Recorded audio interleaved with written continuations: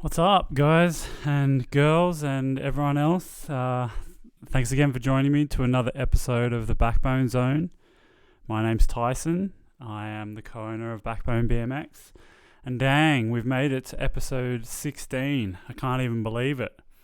It's been pretty fun to be able to do these. I know I've mentioned this before on the podcast, but it's cool to bring new ideas and bring just ideas that I have in my head, and then as well as that, be able to go and speak to other riders that have, they're on their own journey, and it's unique and individual for them, and I love being able to glean a little bit of insight into the way that they do things, and especially if it might be different to me. We've had a lot of riders on the podcast so far, but last week we had Brandon Lupos on, who no doubt as one of the most competitive BMX riders on the planet.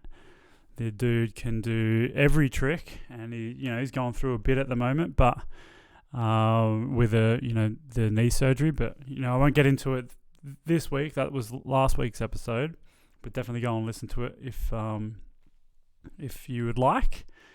This week I am on my lonesome, but I have a few things that I wanted to share, just because I've actually had quite a number of people reach out to me since this podcast has been going, which is super cool. Thanks to everyone who's DM'd me or written emails, things like that. It's been super appreciated.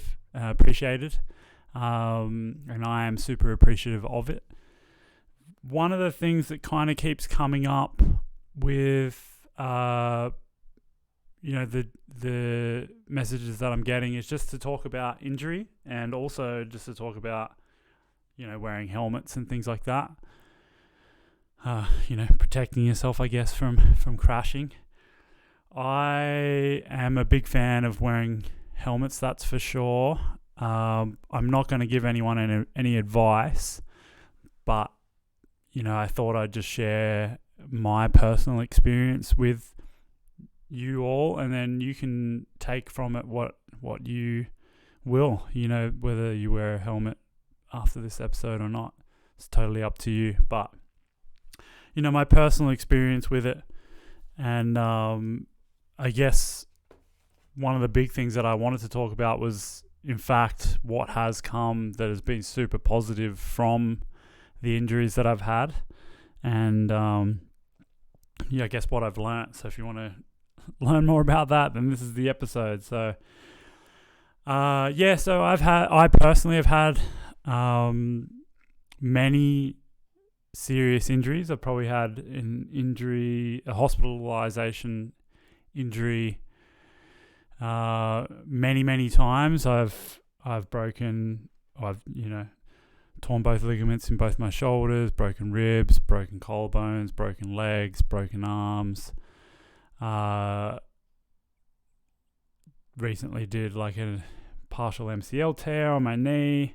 But the two biggest injuries that I've had is actually two skull fractures and like bleeding brains. So I actually had a skull fracture when I was 21, and I had crashed not wearing a helmet. I just crashed at Western Creek Skate Park and just doing a table air, something that I'd done plenty of times before, and my top foot slipped off the pedal somehow. I guess when you rotate your foot in to do a table, my foot sort of slid off the pedal completely, and I was in the circle bowl at Western, and it kind of kept me in that tabled position, and I landed sideways and whipped the back of my head into the concrete, and I wasn't wearing a helmet, and I didn't actually get knocked out, which is very lucky.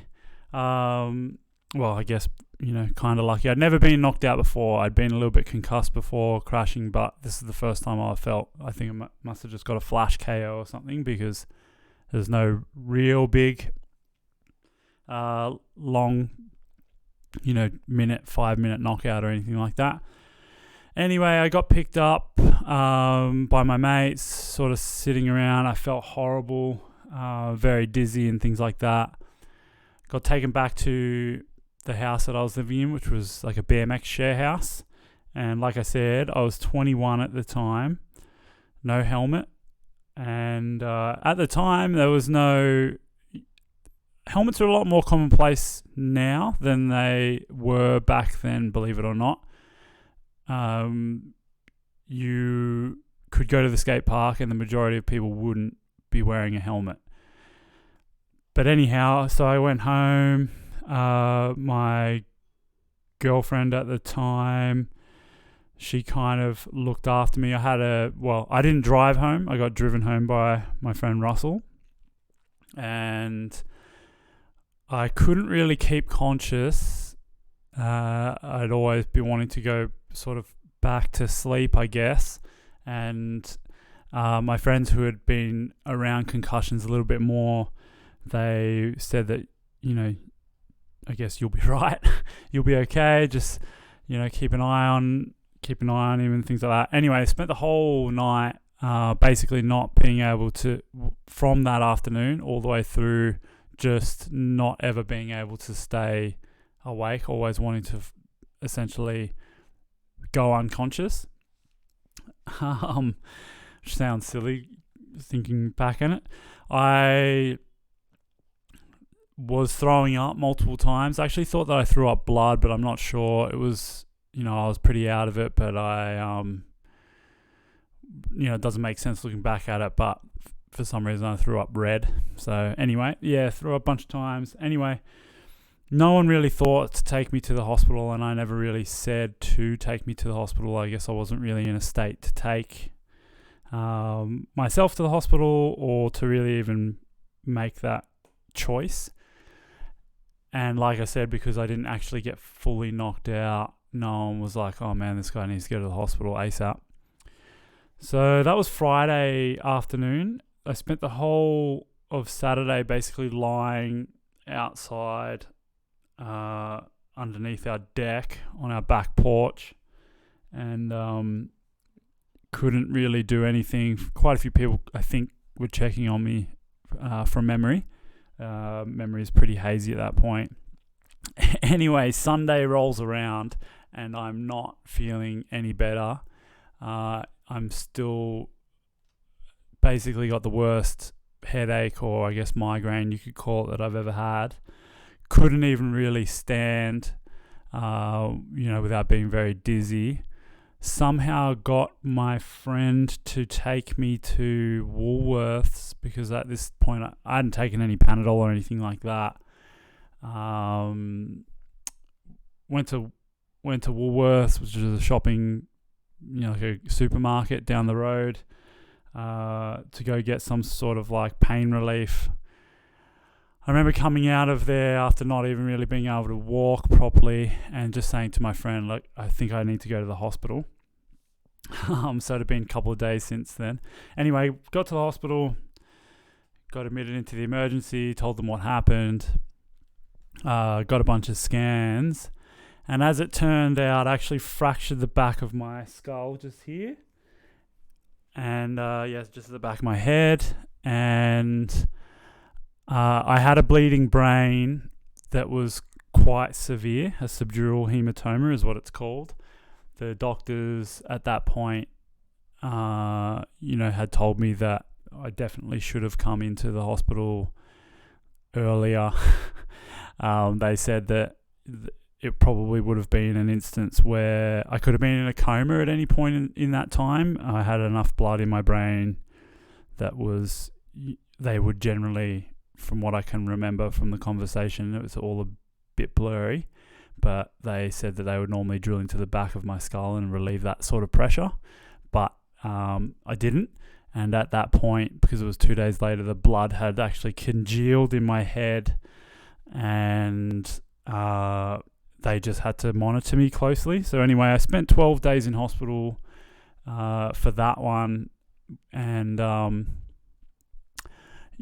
think maybe 4 or 5 days in ICU because of that.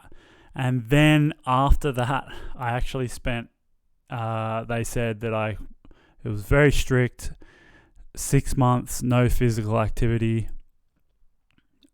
Otherwise, because my skull integrity is compromised, and that was like a serious thing.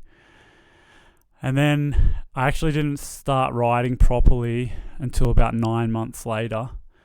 So that was an interesting time. And then actually about 18 months after that, I started wearing a helmet full time. Actually was wearing one of those ProTech Bucky LASIK helmets. And I ended up crashing again at Woden. I might actually put the crash on my Instagram. It's fairly gnarly, but I actually crashed at the front of my head. So the left-hand side of my face, and fractured my cheekbone, eye socket, and skull. And that I spent 10 days in hospital again. That was actually the worst, the worst of the two in terms of my personal experience with it. When I crashed, my friend Billy, who was actually filming a trick that I had done, I'm actually pretty proud of. I landed the trick, but didn't land it well enough, so I did it about another 3 times, and then on the fourth or fifth time, I just missed my pop. It was the transfer into the bowl at Woden. Again, I'll find the footage and put it on my Instagram for anyone who wants to watch it. But yeah, missed the pop and just hit my face, and I can't remember. I definitely can't remember the rest of that day. I can't remember probably the day after, and I just remember waking up in hospital, and my face was massive, and I was in a lot of pain, and I'd actually separated my AC joint in my shoulder at the same time. So yeah, I had about so that I wasn't as long off my bike because it actually wasn't as serious as the first one, but I probably had about 5 months off, I want to say. And it was actually pretty funny because the whole thing was I was in hospital for quite a long time with my head injury, and then I never did any rehab for my shoulder and hopped back on my bike and couldn't barely bunny hop it because my shoulder was messed up. So it goes to show that rehab's a good thing for your shoulder. But anyhow, the whole point of my big stories with that is just that, I was wearing no helmet when the first one happened. I was wearing an uncertified helmet when the next one happened. By no means were they the last head injuries that I've had. I have knocked myself out a few times since then. But they were all wearing certified helmets, and I 100% believe that they saved me from much worse crashes. I still got knocked out, no doubt, but I definitely didn't fracture my skull. I definitely, didn't have any long-term effects, whereas the first one was actually pretty scary. I had real trouble regulating my emotions, and I had a big issue with words not coming to me, almost as if I couldn't remember how to speak properly. I can't really explain it much more than that. I would be looking at a spoon but couldn't remember what the word was that, a spoon was called. So I've worked on that a lot. But the whole point to this story, obviously wear a helmet if you want to. Serious things can happen, and I'm super, super lucky to have made it back from those injuries that, probably took a year from me in terms of, a little bit longer than a year from me in terms of riding progression and things like that. But the big thing is that I don't actually see those things that happen to me, those crashes, as horrible as they are. I don't see them as something that's affected my life overall in a negative way. Now, what do I mean by that? Of course, it was traumatic for my friends and family to see me go through that, and I definitely don't wish that upon anyone. And like I said, there's been people that have been in much worse positions, and I would like to think that I wouldn't like to think it, but someone like Mike Aitken, who if you don't know who Mike Aitken is, please Google him. Mike Aitken. He is arguably the greatest rider of all time and should be almost spoken in the same breath as the word BMX. That guy is number one BMX rider ever of all time, in my opinion. And he unfortunately suffered a traumatic brain injury actually right around the same time that I did, or in around I think 2008 or 9.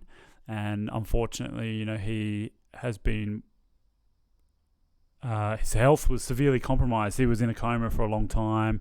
He's been working his way back, with physical therapy and things like that for literally a decade to be able to even ride a bike again. We all know Scotty Kramer, the same sort of issue. He crashed, not even doing a trick, just riding out, and had a helmet on, luckily. And who would know what would happen if he didn't? But enough about the actual helmet things. The big thing that I want to talk about, the whole scope of this injury talk, is that through injury, I've been able to see other things that have allowed me to, in my opinion, get myself to a level of BMX riding or a level of life that I never would have expected myself to get to without that. Now, I definitely don't want people to go out and try and hurt themselves, but for me, I feel like you don't really get to see what's good until you've been in some place bad. And when I was injured, all I could think about was just wanting to ride my bike. I didn't even really care about how well I could ride my bike. All I wanted to do was ride it because it gave me so much joy and so much happiness, and it kept me connected with my friends, and there was so many positive benefits to just riding that maybe get overlooked when you're just in it, riding at a certain level every day. So it was a real reality check for me, and a real perspective change for me to be able to identify that BMX, just by riding down the street, was something that was good for my soul and something that made me a better person. And when I did get back on to my bike, especially the first time after so long, I spent a long time just riding down the street, as in like around the streets, doing manuals, bunny hops, nothing scary or crazy, or not even really fast manuals or anything like that. And just the feeling of simplicity with BMX really meant a lot to me. So yeah, it's an interesting way to look at things. Once you hit, I guess, rock bottom, there's nowhere to go but up. And for me, that was a big lesson that I learnt. Another lesson that I learnt from injury is that I was able to adopt, I guess, a mindset that I might not have adopted prior to hurting myself. I mean, when I initially hurt myself and I was having the issues with my cognition and not being able to think of words and speech and things like that, I took it upon myself to learn about the brain. I actually bought a couple of books. One of them was called Mind's Eye by Oliver Sacks, and another one was called The Brain That Changes Itself by Norman Deutsch. And they are about, The Brain That Changes Itself was about neuroplasticity and the idea that your brain is malleable and can learn from different things. Now, I'm definitely not the smartest person out there, but even just being able to read and a little bit comprehend some of the ideas, like those books are a little bit over the scope of my IQ, or at least they were when I was 21. But I could understand that my brain had more to give than what I was letting it do prior to injuring it, and that actually allowed me to find another book, which was the first audio book that I ever read, ever listened to, and it was actually called Super Brain. I'm bringing it up on the screen right now. So yeah, Super Brain was unlocking the explosive power of your mind to maximize health, happiness, and spiritual well-being. Sounds pretty crazy, but that audiobook for me was life-changing. Especially, I really needed it at that point. I was, not riding. I was thinking far out. I'm stuck. I'm stuck in this way that I am right now. I'm not doing the thing that I love. And that book helped me to understand that I can just adopt this learning mindset, and I don't have to be stuck.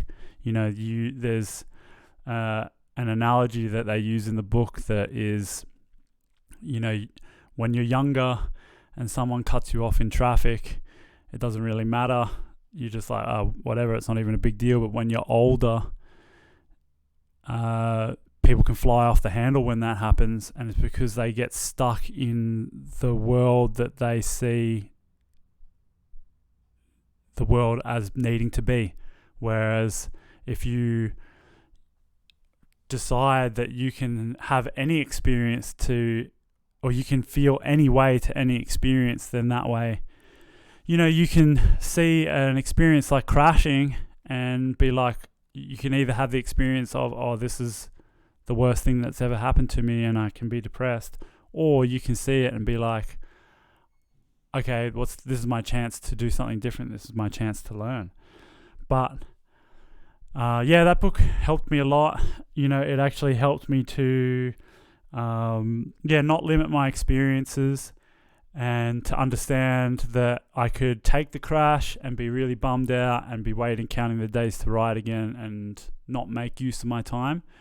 Or I could take that time and be like, you know what, I've got the opportunity here to enrich my life in other ways. So, that's helped me to find other passions. Like I said on the last podcast with Brandon Lupos, a big passion of mine has been fitness and, just taking care of myself so that if I do crash, I can be more resilient. And it kind of helps with my mental fortitude as well, and plenty of other things, a whole gamut of things that I'm sure you could learn if you went and had a look at that avenue of life. But I'm not here to talk about fitness, I'm here to talk about BMX. But yeah, it's a big thing. I think that injuries come and go. There's a time when you won't even remember that injury occurred. Like at that point in time, the head injuries that I had were the most significant things that had ever happened to me in my life. And now I look back on it, it's only because I'm talking about it now that I can even really remember what happened. I mean, sure, it was big at the time, but not as big a deal as